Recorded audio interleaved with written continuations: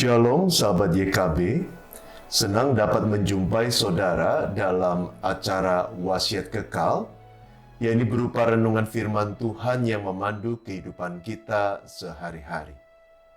Saya Pendeta William Suryajaya, saat ini melayani di GKI Kutisari Indah, Surabaya.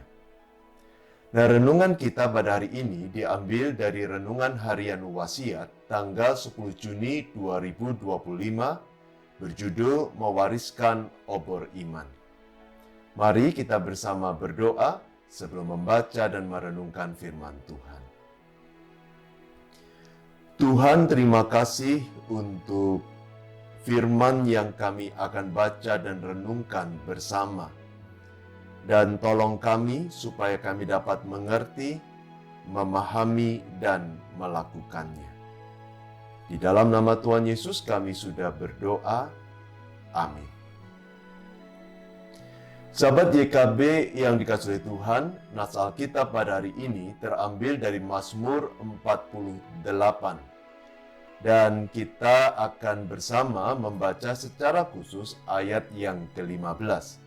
Mazmur 48 ayat yang ke-15 tertulis demikian. Sesungguhnya inilah Allah, Allah kitalah Dia seterusnya dan untuk selamanya. Dialah yang memimpin kita. Sahabat YKB yang dikasihi Tuhan, John M. Dresser dalam bukunya Orang Tua Penerus Obor Iman menyatakan bahwa jika satu generasi gagal meneruskan obor iman, maka generasi berikutnya tak akan mengenal Allah dan akan hidup dengan mengabaikan kehendaknya. Pernyataan ini menegaskan betapa pentingnya meneruskan iman kita kepada generasi berikutnya. Nah, pemazmur dalam Mazmur 48 mengajak kita untuk menceritakan kebaikan Tuhan yang telah kita alami dalam perjalanan hidup kita kepada generasi berikutnya. Hal ini penting agar kasih Tuhan terus dikenal dan dirasakan dari satu generasi ke generasi yang lainnya. Manfaat lain dari menceritakan kasih setia Tuhan adalah yang pertama, membangun iman dan karakter. Menceritakan kebaikan Tuhan menjadi sumber inspirasi bagi generasi berikutnya untuk memahami hidup dalam ketaatan kepada Tuhan yang diperlihatkan dalam kasih kepada sesama. Nah, manfaat yang lain yang kedua adalah menguatkan komunitas keluarga dan gereja. Karena ketika kita berbagi kisah mengenai kebaikan Tuhan, kita memperkuat ikatan dalam keluarga dan komunitas gereja, tempat di mana kita berada, agar berpegang teguh pada Tuhan. Nah, manfaat yang ketiga adalah mempersiapkan generasi yang tangguh.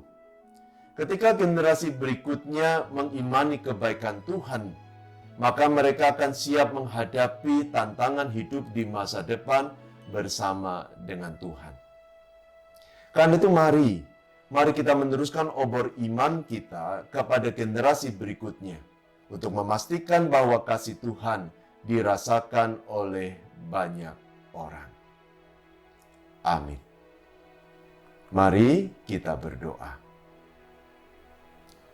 Tuhan, mampukan kami untuk menceritakan kasih dan kebaikan-Mu kepada generasi berikutnya, agar mereka juga boleh mengenal dan merasakan kasih-Mu dan mengasihi-Mu dengan segenap hati mereka.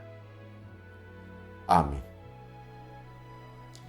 Demikian renungan pada hari ini. Jangan lupa subscribe, like, dan bagikan kepada yang lain. Tuhan memberkati.